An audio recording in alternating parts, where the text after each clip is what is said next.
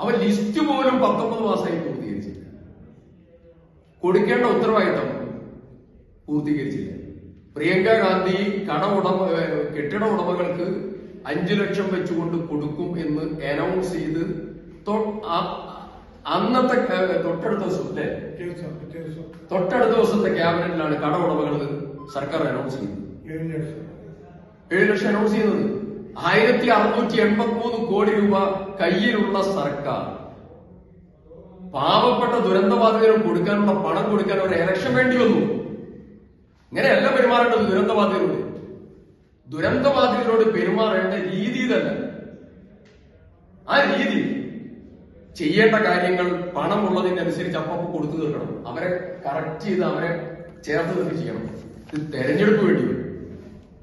അത് സർക്കാരിന്റെ ഭാഗത്തു നിന്ന് ചെയ്യാൻ പാടില്ലാത്ത ഒന്നായിരുന്നു. എന്റെ ഒരു നിരീക്ഷണം നടന്നത് പറയണം. അങ്ങനെ ചെയ്യാൻ പാടില്ല. നേരത്തെ തന്നെ കൊടുത്തു തീർക്കണമായിരുന്നു.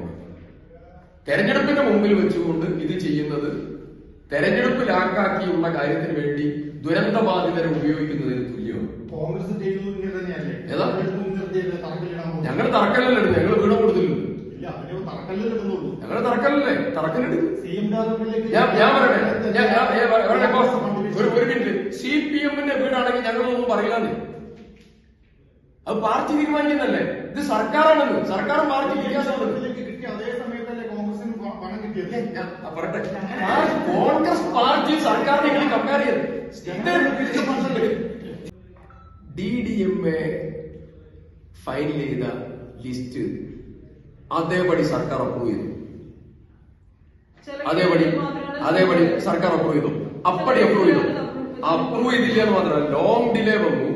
എല്ലാത്തിലും കറക്ഷൻസ് ഉണ്ടായി. പലതിലും കറക്ഷൻസ് ഉണ്ടായി. പല കമ്മ്യൂണിക്കേഷൻസും മാനദണ്ഡങ്ങൾക്ക് ഇവര് പ്രൊപ്പോസ് ചെയ്തിരിക്കുന്ന പല പേരും അവസാനം അംഗീകരിക്കാതെ വന്നു.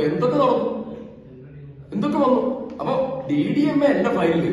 അപ്പൊ എന്താ സർക്കാർ എന്താ DDMA എന്നുള്ള പുതിയ വർഷം കൊണ്ടുവരിക? അതെന്തിനാ? എനിക്ക് മനസ്സിലാവാത്ത കാര്യം. അപ്പൊ സർക്കാരിന് വാണിജ്യം വന്നു, DDMA തലയിലാണ് വന്നുള്ളതാണ് അതിന്റെ അർത്ഥം.